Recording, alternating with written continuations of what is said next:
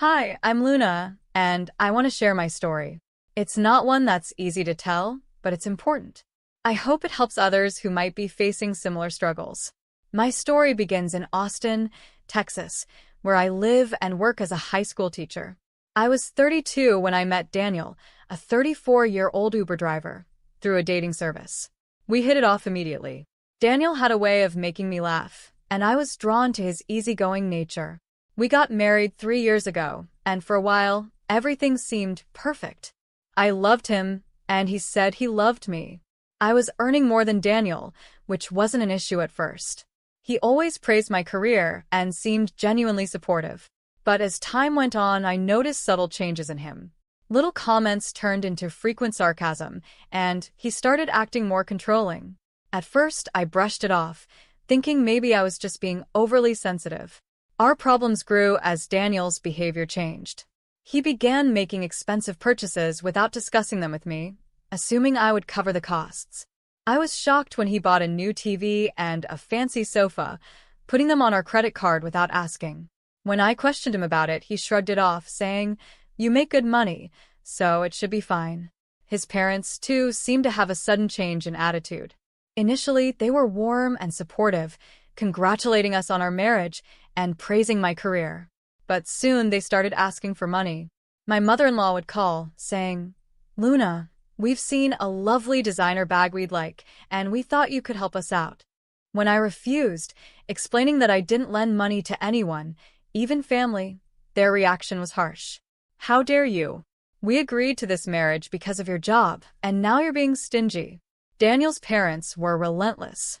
They called often, making demands and accusing me of being a bad daughter-in-law. Daniel, instead of standing up for me, sided with his parents, adding to my stress. His sarcastic comments about my salary and our finances became more frequent, making me question if this marriage was worth it. Despite all this, I kept trying to make things work. I even started considering divorce, especially since we didn't have any kids yet.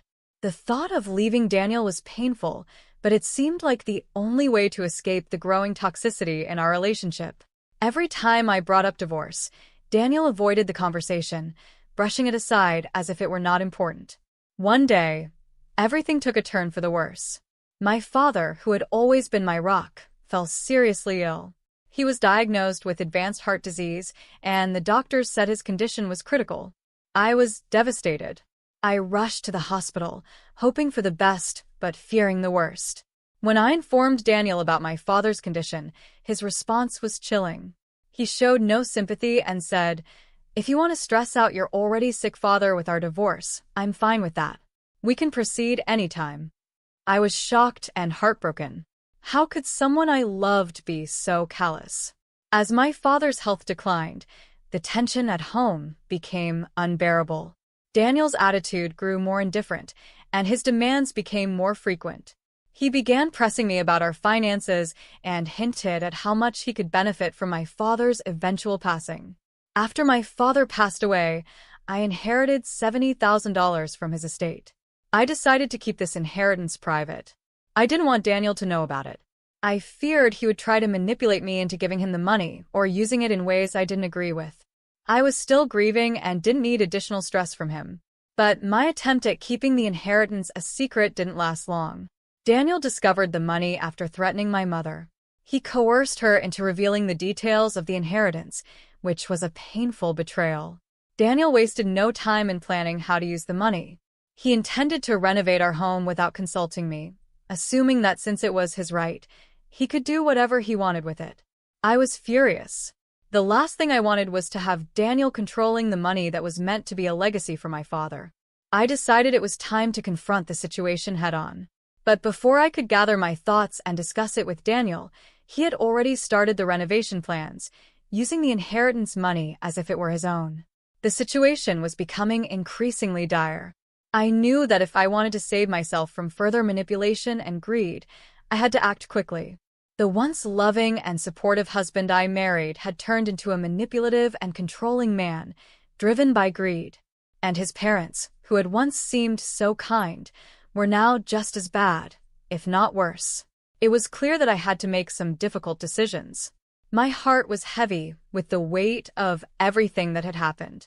But I knew that in order to reclaim my peace and integrity, I needed to confront the situation directly. The road ahead was uncertain, but I was determined to find a way out of this mess and protect myself from the toxicity that had taken over my life. Continuing from where I left off, things only got worse after Daniel discovered the $70,000 inheritance. He seemed to think the money was rightfully his to control, and his behavior became increasingly aggressive. I was struggling to manage my grief and deal with Daniel's escalating demands, and I felt trapped. One evening, I came home to find Daniel waiting for me, a smug expression on his face. "Luna, we need to talk about the renovations," he said, his voice dripping with entitlement. I knew he had already started planning, and the thought of him using my father's money without my consent made me fume. "What renovations?" I asked, trying to keep my voice steady. "You didn't discuss anything with me." Daniel waved his hand dismissively. "We've been living in that old house for too long. It's time for an upgrade, and I've decided to use the inheritance for it." I felt my heart race. The inheritance is not for renovations. It's my money, and I want to decide what to do with it. He laughed, a harsh, mocking sound. "Oh, come on. We both know it's for the benefit of our home. Why are you being so selfish?" I tried to explain that I needed to handle the inheritance carefully and that his actions were disrespectful. But he cut me off. "You're always making everything about you. This money is going to make our home better. Why can't you just support me for once?" Daniel's arrogance was unbearable. He had no respect for the fact that this money came from my father's estate and was supposed to be a tribute to his memory, not a tool for his personal gain. The next few days were filled with tension. I tried to keep a low profile, hoping the situation would somehow resolve itself. But Daniel's demands and manipulations didn't stop. He began making aggressive phone calls to contractors and started making plans for extensive renovations, using the inheritance money he had no right to. The situation reached a boiling point when Daniel confronted me about the property documents related to the inheritance. He demanded to know where I had kept them, insisting he needed to access the money. I was stunned. How could he be so brazen? "I'm not going to let you control this money," I said firmly. "I'm keeping everything in my name. You have no right to it." Daniel's face darkened. "If you don't hand over the documents, I'll make sure everyone knows how you've been holding out on me. Do you really want to deal with that kind of trouble?" His threats were hollow, but they made me realize just how far he was willing to go. I decided I needed to take action before things escalated further. It wasn't long before Daniel's manipulative tactics took another turn. He started involving his parents more directly in the situation. They began calling me regularly, demanding I hand over the inheritance or they would take legal action. Their tone was accusatory and confrontational, showing no sympathy for my situation. Their demands were so intense that I decided I had to take a stand. I consulted a lawyer to understand my rights and options. I learned that I had legal protections and that Daniel's behavior could be classified as financial abuse. The inheritance, being part of my father's estate, was legally mine to manage. Meanwhile, Daniel's actions became more desperate. He began plotting ways to access the property documents related to the inheritance. He even went as far as to threaten my mother, trying to intimidate her into giving him the information he wanted. It was a new low, and it made me realize just how toxic and dangerous the situation had become. One day, I returned home to find Daniel in the process of tampering with the property documents. He had managed to sneak into my office and was rifling through the files. When he saw me, he tried to cover up his actions with a look of feigned innocence. "I was just looking for something," he said, but I could see the guilt in his eyes. "This is my father's property," I said coldly. "You have no right to it. You're crossing a line." Daniel's face turned red with anger. "You're being unreasonable. This is about improving our life together. Why can't you see that?" "I see it very clearly," I retorted. "You're trying to exploit my father's legacy for your own gain. This has to stop." The confrontation left me shaken but resolute. I knew I had to protect myself and the inheritance from further manipulation. The thought of Daniel using the money for his personal projects while I struggled to maintain control over something that was rightfully mine, was overwhelming. As I prepared to move forward with the divorce proceedings, I realized I had to deal with the aftermath of Daniel's manipulations. I had to secure the property documents and make sure that nothing was done to jeopardize the inheritance or my father's memory. The situation was reaching a critical point, and I knew that I needed to be strong and decisive. I had to make sure that I didn't let Daniel's greed and manipulation ruin my life any further. The road ahead was going to be difficult, but I was determined to reclaim my peace and protect what was rightfully mine. As I braced myself for the inevitable clash with Daniel, the tension in our home became unbearable. Every day was a struggle, and the atmosphere was charged with hostility. Daniel's actions had reached new lows, and his arrogance was pushing me to the edge. I knew I had to take decisive action before things spiraled further out of control. One evening, after a particularly heated argument, I decided it was time to confront Daniel about his blatant disregard for the inheritance. I found him lounging in the living room, looking relaxed despite the chaos he had caused. His casual demeanor only fueled my frustration. "Daniel, we need to talk," I said firmly, trying to keep my voice steady. He glanced up from the television with a dismissive look. "What now, Luna?" "I'm tired of your games," I began. "The inheritance is not yours to use for renovations or anything else. It's my money, and I will decide what to do with it." Daniel rolled his eyes. "You're being unreasonable. We're supposed to be a team. Why can't you just let me make our home better?" "It's not about the house," I replied, fighting to keep my composure. "It's about respect and boundaries. You have no right to claim what doesn't belong to you." Daniel's face hardened. "You're just being selfish. You know how much this means to me. Why are you making this so difficult?" His words stung, but I refused to back down. "I'm not being selfish. I'm standing up for myself. You've already tried to intimidate my mother and tamper with the property documents. I'm not going to let you get away with it." The confrontation left both of us simmering with anger. Daniel stormed out of the house, slamming the door behind him. I was left alone, feeling a mix of fear and determination. I knew I had to follow through with the divorce, but I needed to secure the inheritance first. The following day, things took a turn for the worse. I received a call from my mother, sounding frantic. "Luna, you need to come over right away. Daniel is here, and he's causing a scene." My heart raced as I drove to my mother's house. When I arrived, I found Daniel standing in the middle of the living room, shouting at my mother. The scene was chaotic, and I could see the distress on my mother's face. "Daniel, what are you doing?" I demanded as I entered the room. He turned to me with a look of wild desperation. "I need the inheritance, Luna. This is our chance to fix everything. Don't you see that?" I could barely contain my anger. "You have no right to demand anything from me. This is my father's money, and I'm not giving it to you." Daniel's frustration reached a boiling point. "You're being unreasonable and cruel. I need that money for our future. Why are you making this so hard?" "Because it's not yours to take," I shouted back. "You're making a scene and threatening my family. This has to stop."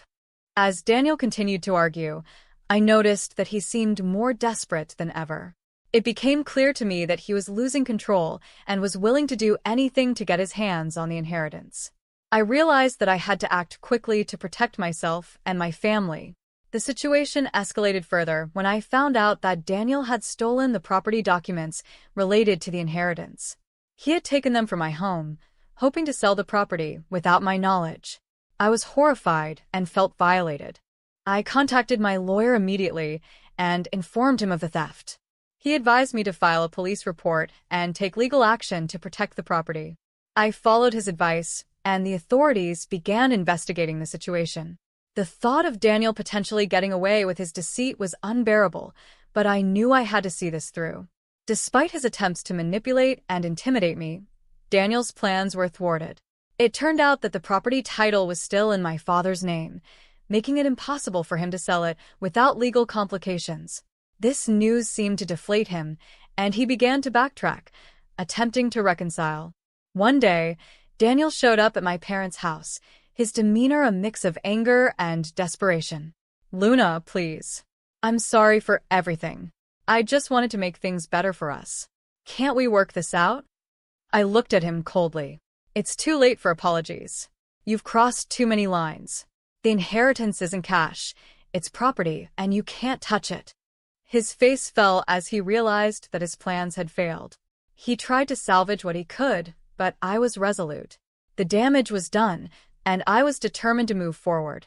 As the legal proceedings continued, Daniel faced mounting pressure. The investigation into his theft of the property documents revealed his attempts to exploit the situation. The news spread, and his reputation, as well as that of his parents, began to suffer. They faced public embarrassment and financial troubles, adding to the pressure on them. Through all this, I remained focused on my goal. The divorce proceedings were initiated, and I was determined to protect my inheritance and my peace of mind. It was clear that Daniel's greed and manipulation had led to his downfall, and I was determined to see this through to the end. The weeks that followed were a whirlwind of legal battles and emotional turmoil. With Daniel's attempts to manipulate the situation exposed, the pressure on him mounted. I was determined to keep moving forward, no matter how difficult it was. My lawyer and I worked tirelessly to ensure that everything was in order and that the property was legally protected. One afternoon, while I was sorting through some paperwork at my mother's house, the phone rang. It was my lawyer, and his voice was grave. "Luna, I have some news. Daniel has been arrested for theft." The shock hit me hard. I had hoped that the legal process would bring resolution, but hearing that Daniel had been arrested was a stark reminder of how far things had deteriorated.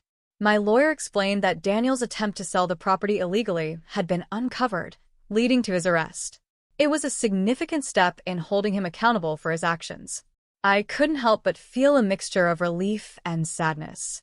Relief that the situation was finally being addressed, but sadness over the collapse of what had once been a hopeful relationship. Despite everything, I had hoped for a different resolution, one where we could have resolved our issues amicably. As news of Daniel's arrest spread, his parents were thrust into the spotlight. They faced public embarrassment and financial difficulties as a result of their son's actions. Their desperation was palpable, and they reached out to me in a final attempt to salvage something from the wreckage. I received a heartfelt plea from Daniel's mother. "Luna, please, we're in dire straits. We need your help. Daniel's actions have destroyed us, and we don't know what to do." I listened to her voice on the phone, but I felt no inclination to offer assistance. The damage done to my family and myself was too great. I had endured enough manipulation and greed from Daniel and his family. I had to prioritize my well-being and peace of mind. "I'm sorry, but I can't help you," I said firmly. "What Daniel did was wrong, and I need to move forward. This chapter of my life is over." The finality of my decision was both empowering and challenging. I knew that cutting ties with Daniel and his family was the right choice for my own healing. It was time to move on and start fresh, away from the toxicity that had plagued my life for so long. With Daniel's arrest and the property secured, the next step was to sell my family home. It was a painful decision, but one that was necessary for my own peace. My mother and I found a new place to live, far from the memories and drama that had haunted us. The move was a symbolic gesture, a way to leave the past behind and begin anew. As we settled into our new home, I felt a sense of relief and liberation. The weight of the past was lifting, and I could finally focus on rebuilding my life. The inheritance, once a source of conflict, became a symbol of my strength and resilience. It was a reminder of the importance of self-respect and personal boundaries. In the end, the story of my marriage and the inheritance was not just about greed and manipulation. It was about finding the courage to stand up for myself and make choices that aligned with my values. It was about reclaiming my life and my happiness, despite the challenges and heartache. Daniel's arrest marked the end of a painful chapter, but it also signaled the beginning of a new journey. I was determined to embrace this new chapter with hope and optimism. The lessons learned from this experience would stay with me, guiding me toward a future where I could find true peace and fulfillment. As I reflect on everything that happened, I realized that the most important lesson was the value of self-respect and the strength to set boundaries. It was a difficult journey, but one that ultimately led me to a place of greater clarity and self-awareness. And so, with the past behind me and a new chapter ahead, I look forward to a future where I can build a life filled with positivity and growth. The journey wasn't easy, but it was worth it for the chance to create a life where I can truly be at peace.